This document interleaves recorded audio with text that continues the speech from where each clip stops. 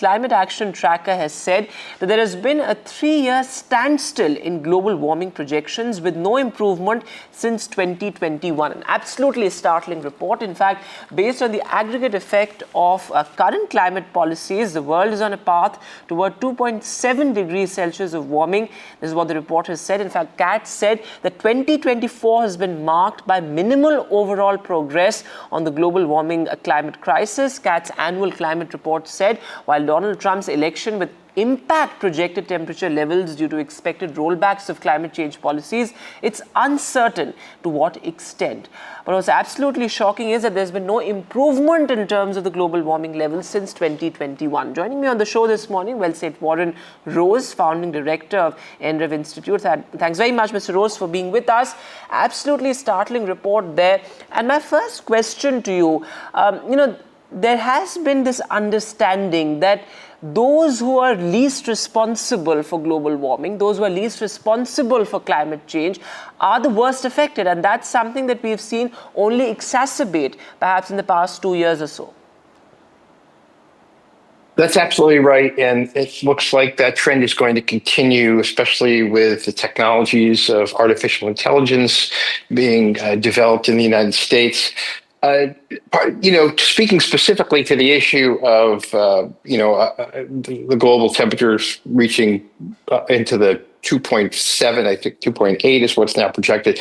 It's not that we're doing a poor job in developing renewables. Overall, if you look at, Portugal, for example, has done a fantastic job. So the problem is that we're continually using more energy every year than the energy use is outpacing the renewable energy production. So that's a basic problem that we have to resolve. And that could easily be resolved with energy efficiency, which is something that we don't prioritize because there's no money in it. There's a lot more money in developing solar and wind and nuclear. But the costs involved in selling a more energy efficient air conditioner, it just doesn't. That's part of the problem, is that energy efficiency is not prioritized.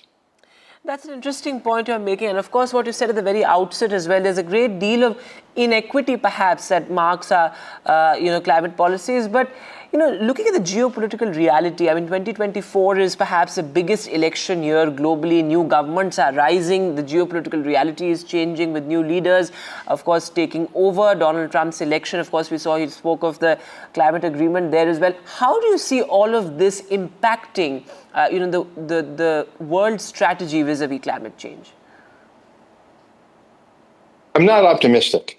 The fact that we have in the United States, speaking from that perspective, the most powerful and largest energy user per capita, per person, we don't have a cabinet position that speaks directly to climate change, and yet we have other cabinet positions in energy and defense and that sort of thing. If you look at the cost in energy of things like the Department of Defense in the U.S., the U.S.'s military represents nearly 1% of all energy use globally. So, and then if you look at what's going on around the world, look at the war between Ukraine and the Soviet Union. The carbon emissions of that war, people don't think about it from that perspective. It's a terrible human cost, but there's also a cost in the carbon emissions. And Mumbai, if I'm pronouncing it correctly, if you compare the carbon emissions of the entire city of Mumbai to the war, the entire city of Mumbai uses about 25% of the carbon emissions of the war between Ukraine and the Soviet Union. So we want to solve this problem. We have to solve global problems, which have been going on for as long as humans have been on this planet. We need to stop war. War is a huge cost. And think of all the people that are fighting around the world and all of these conflicts. If we were using that energy and that money and that ingenuity and the technology to solve climate change instead of grabbing territory, maybe we could resolve it. But I'm not optimistic, and it doesn't seem like we're moving in that direction. Absolutely shocking there, in fact, that analogy you made there also, and the environmental cost of war. I think that's something that we must look at. Thanks very much, Mr. Rose, for joining us with your perspective there. Absolutely shocking there. No improvement whatsoever as far as global warming action is concerned.